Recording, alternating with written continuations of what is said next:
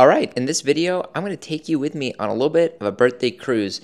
So this video is unlike any of the other travel videos I've done so far because we are going to go on a Caribbean cruise out of Florida. So first, we got to get to the airport. It's really early and I barely slept. So you're going to see me fly on Delta in first class, go to the lounge in LaGuardia Airport at New York, and then hop on to a Princess Cruises Caribbean cruise.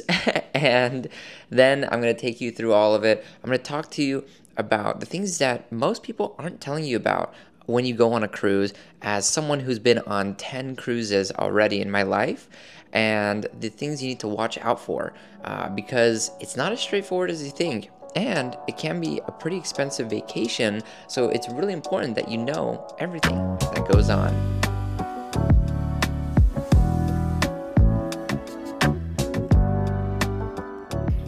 Good morning. It is 4 in the morning, and well, this is the beginning of the trip, so let's get to the airport and I'll tell you a lot more about where we're going and what we're doing.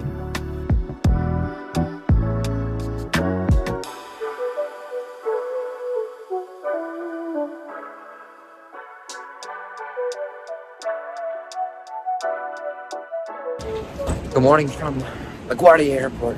All new. Let's go check it out.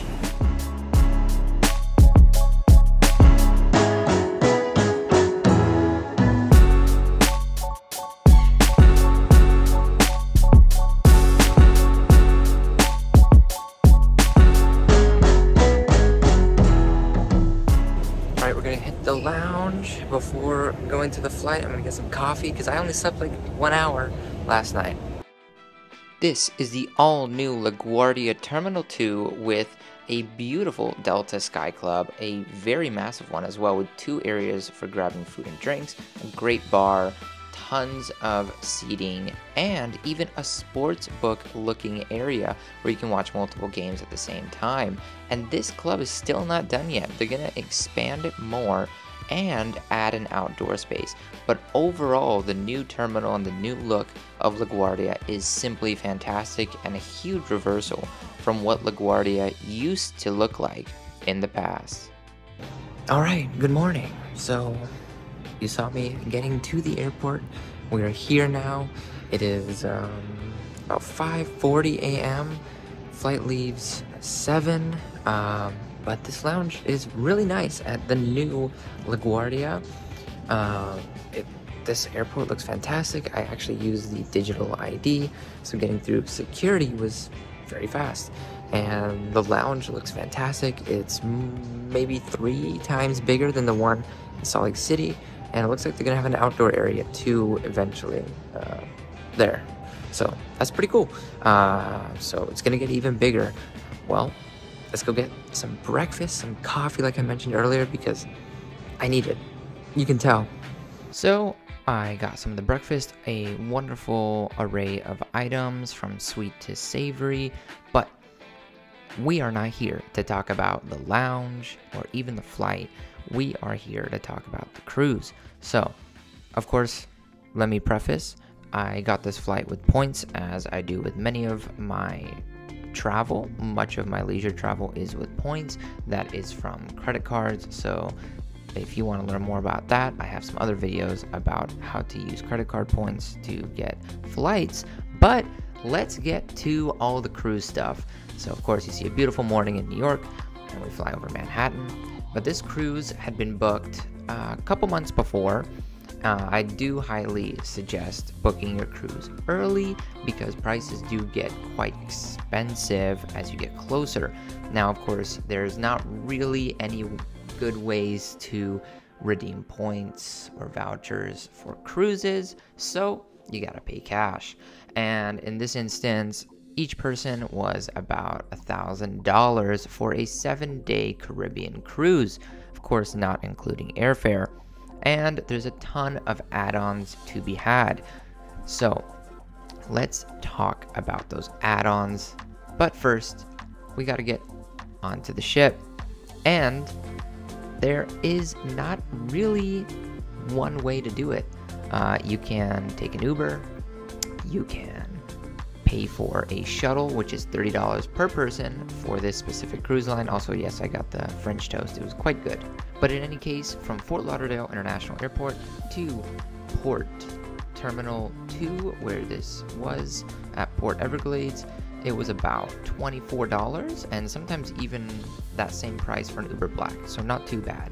Now, as we go into the ship, you have to check in and check your bags with them. They will take your larger bags to your room, and then you will give them their passport and do a little bit of airport security style entering of the ship, and then you go straight to your room. You can leave all your stuff. That is me. And this is a standard ocean view room with a 4-person occupancy, so you've got 2 twin beds down below and 2 that pull down from the wall. This is on the 5th floor, 5th deck, and as you can see, I have a little trouble getting the blinds open, but you can see pretty good view and pretty close to the water. If you get motion sickness, I highly suggest going for a lower floor rather than a higher floor. All right, we made it on the ship. I showed you a little bit of the room and what it's like. So on Princess, this is a Princess cruise. I haven't mentioned that yet, but it's a Princess cruise. I've been a few times before, so my medallion is red, but usually it will be white or silver for your first time or first few times. I think once you go 5 times, it becomes red. I'm a ruby. But anyway, this is what you use to get into your room, get around when you do your muster drill, which is like the safety portion. When you first embark, we leave at 3:15 p.m. from Fort Lauderdale, Port Everglades, and the embarkation was from 10 a.m. to 2 p.m. Tons of people in the airport, pretty crazy, but Ubers weren't too expensive, like between $15 and $30, so not too bad. And yeah, once you go through a couple security checks, they check your passport, you go through a TSA style security check, get on the ship, go straight to your room, leave your stuff, go get some food after, and that's what I'm gonna go do. And also they will bring your larger luggage to you, to your room. You drop it off before you even enter the port building, or port terminal, and you know, give whoever helps you out a little help, a little something, and yeah, they'll bring it all the way up to your room. So really easy process, and honestly, the lines weren't very long when we finally got in. It was about around 1 p.m. that we really started doing the whole process. So yeah, not too bad. Now let's go get some food and explore the ship. It's a bit of an older ship, not the fancy ones you see on like Trek Trendy or anything, but yeah, let's go explore. So considering I make a lot of tech videos and tech reviews, let's talk about the specs now of this ship.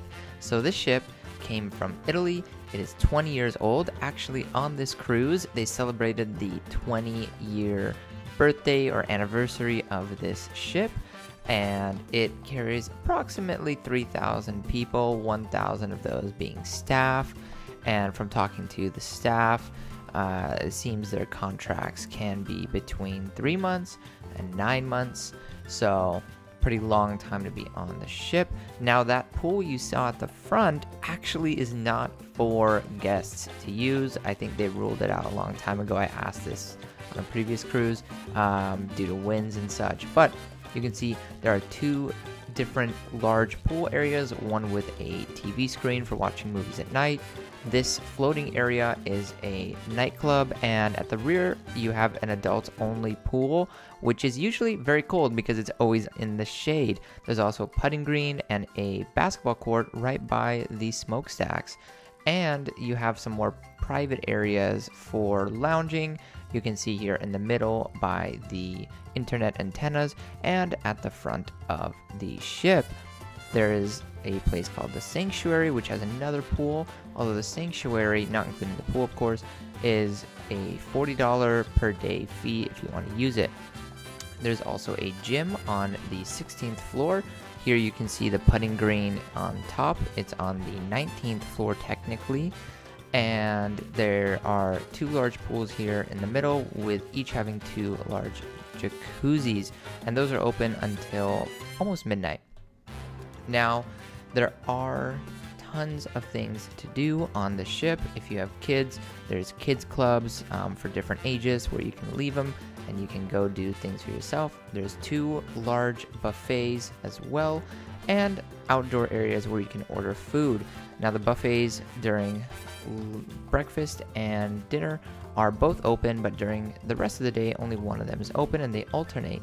And then you can order fresh pizza and burgers and things like that outdoors, and the pizza is actually super good, comparable to a New York style pizza. Something I also want to mention is for the adults, there is a casino that's open pretty much 24/7, and there is actually a theater where you can go see live shows, performances. There's multiple lounges where you can see live music as well, comedy shows, and honestly, all the shows from the live performances to the bands to the comedy shows, they're all very good. I had lower expectations because it's on a cruise ship, but actually they're good. So definitely try to take advantage of those on the sea days when you are not at a port. And here you can see us leaving Port Everglades, one of the busiest cruise ports in the world, in addition to also Miami. And tons of people on the beach loving to see all the cruise ships leave on this beautiful Sunday. It is hot, but after some exploring, we're gonna go to dinner now.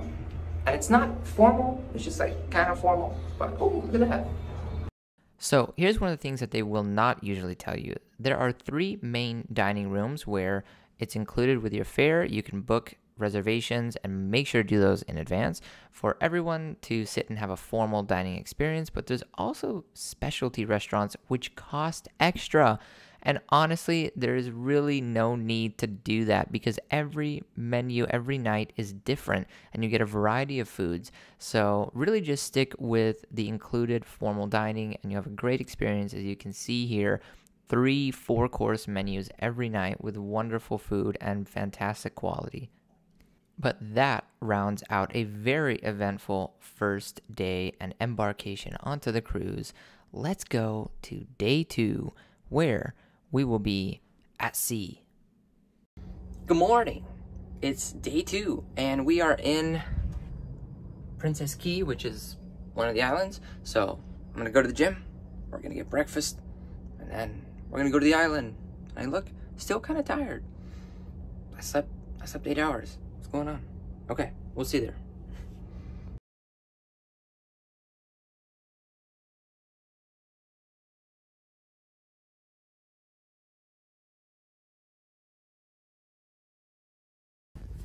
All right, had breakfast. Time to go to the Princess K, which is right out there. Wow, the windows are so dirty.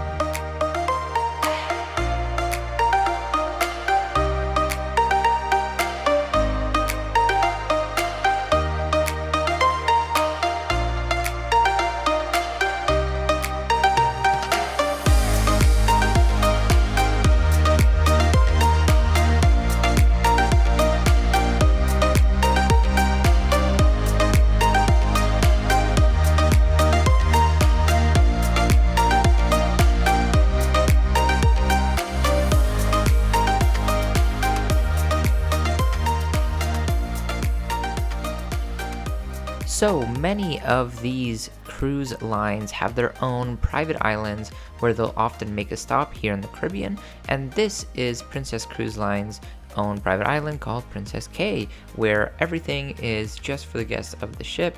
All the seats are set out already, they have different toys that you can rent, and they even bring the buffet over so you can enjoy a barbecue while on the beach. Very nice. Clean water. Everyone's gone back now. It's pretty busy before. We got the buffet and we're gonna head back now too.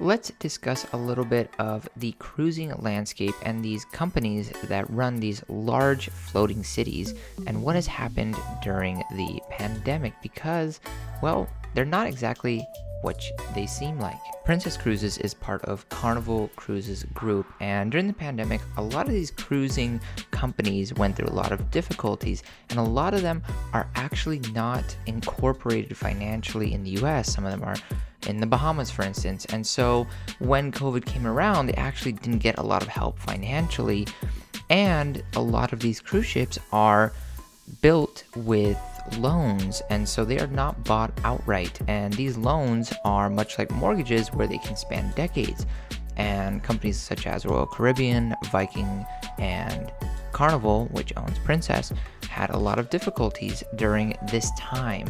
And now, post-pandemic, we can see a lot of nickel and diming, and in some cases the experience has gotten worse. Now, I will say the quality of the food and the folks on the ship, the people who work to serve the guests, have been fantastic. Nothing to complain about there.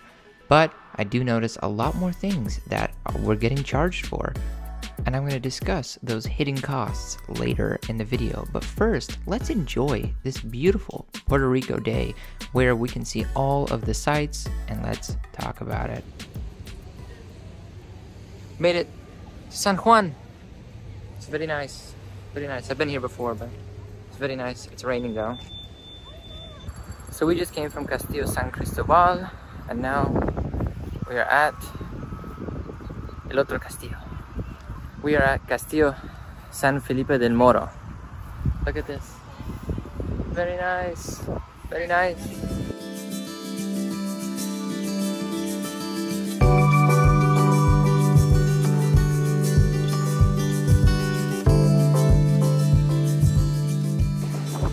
It's a beautiful morning, you could say. Look at this. Oh, I'm shielded from the wind. Can you hear me? Very nice. Esa cosa que te quiero hacer, baby, no salen en mi mente. Esa carita pa' mi stopper. Si vamos a ver ese frío que terminamos en el motel, porque calentura la de aquella noche. Seamos horneros y que no nos cachen, lo volvemos a hacer nuevamente. Ese frío que si lo prendemos 12, porque calentura la de aquella noche. Seamos horneros y que no nos cachen, lo volvemos a hacer nuevamente. La pasamos rico aunque picamos, solo pa' ti babies que gastamos, yeah. Tengo ese saco lleno de ramos, dime si quieres repetir. Ven en calle así te vi, esa carita se le nota que quiere mí. La más chimba de este mundo es hacerte venir. You are going to be in San Juan for only a day. I highly suggest sticking around the old San Juan, the old city, where you can see the multiple fortresses, the old wall. You can be with the palomas, which are all of the birds here, which you can feed in specifically this area. And there was a lady who had a lot of breadcrumbs and got swarmed by all of the birds. So what should you do? Well, I think you have to head over to the fortresses first early in the morning before the crowds, and then you can go to all the various little coffee shops. You can find all the little stores to get trinkets and things, but really just go slow, enjoy the day, enjoy all of the beautiful architecture of old San Juan, and maybe don't get any of this ice cream because it's kind of everywhere. Esta canción que tengo una once y buen sexo y reggaetón. Hoy que nuestra chimba deja mal sabor, pero ese pato no te trata como lo hago yo. Que es amor, esa noche de sexo en mi habitación. No es falta de sexo, es falta de todo. Sabes que no hay nada con ese cabrón. No, no, no.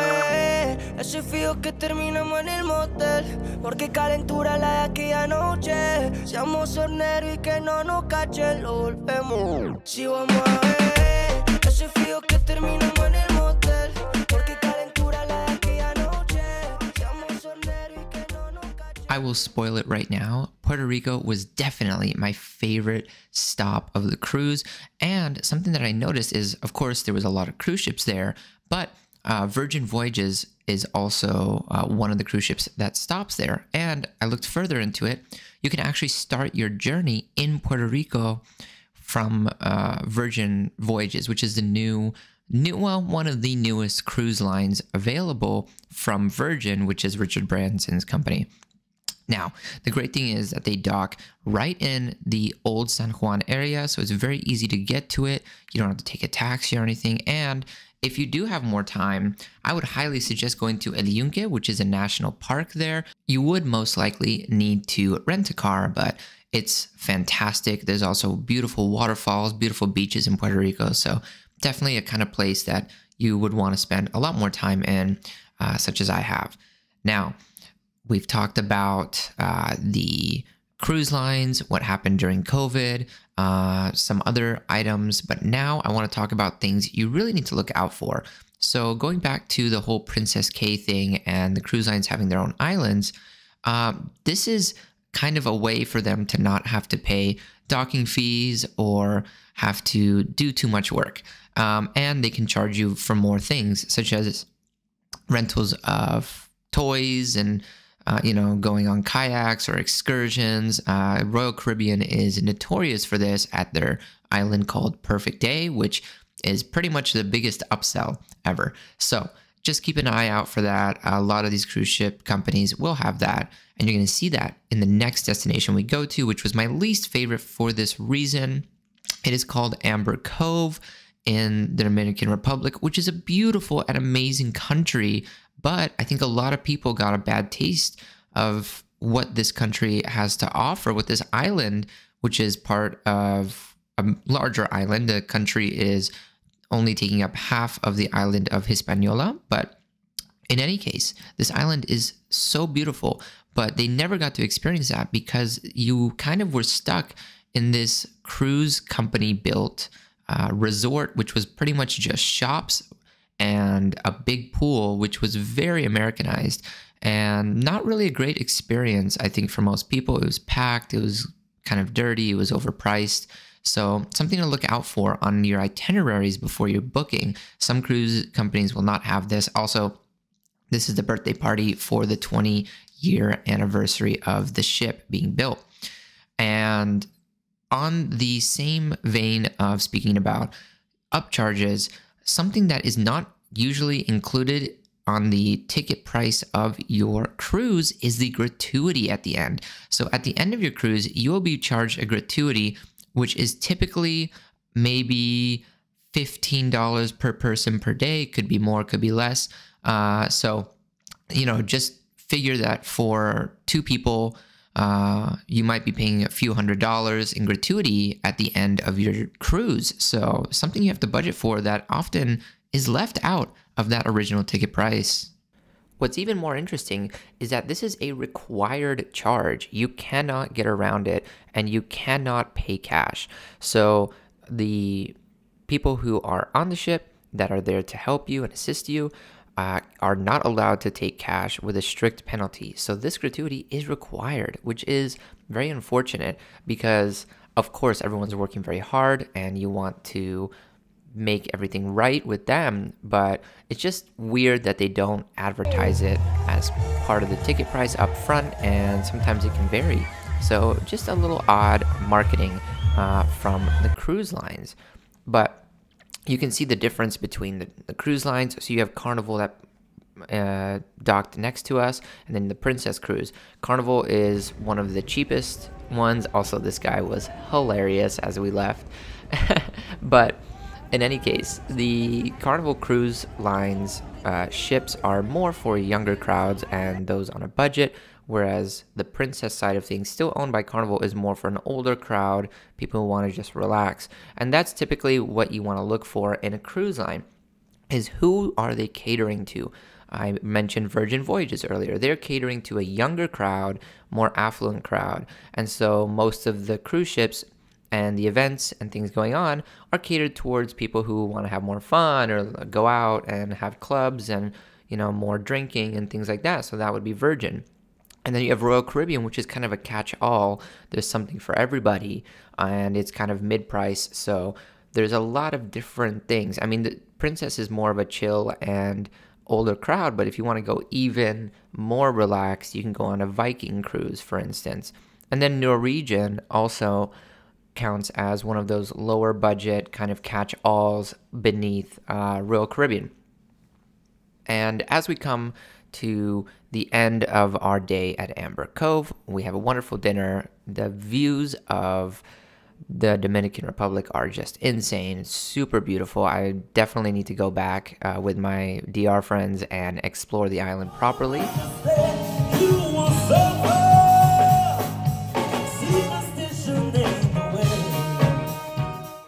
And as I mentioned before, the shows are fantastic. They had a little party here as well. But another thing to keep in mind as we go to Grand Turk is that these cruise lines also don't include a lot of basic kinds of drinks. If you want to get an espresso after your dinner or you want to get a latte, that is a specialty drink and will cost more, just like sodas and just like alcohol. And these drink prices get very expensive. Turks and Caicos. Grand Turk, no doner. Grand Turk, no doner. It's a video. Grand Turk was one of my favorite places. Although we still kind of went to a resort, had a Margaritaville and such, we were right at the beach, and so we could just have a chill day. We didn't have to spend any money to be there. It was all included, so that was great. Although if you didn't want to get drinks and food, not included. But you can see the water was fantastically clear, although there was really not much else on this island. So pretty much just spend a nice chill day at the beach and you'll be fine. And this lifeguard was he was doing his job really well. But overall, I have said some negative things about these cruises, but like I said before, with Princess, I've been over 5 times, and with other cruise lines, that goes up to 10. And so I love cruises. They're fantastic. I've done it all my life with my family. I highly suggest you go on one, but make sure you pick the right one and you understand the costs up front and what is and what isn't included. But I think it's a great thing to do, especially with the couple or with your friends and your family. The larger the group, the more fun, but try to keep it under 10 because we found that going over 10 is a little bit of a hassle. But keep it under 10, go with a group of friends. It's so much fun and you won't regret it. Just enjoy this beautiful sunset as we go back to Fort Lauderdale. Thanks for watching. Please like, subscribe, and I'll catch you in the next one.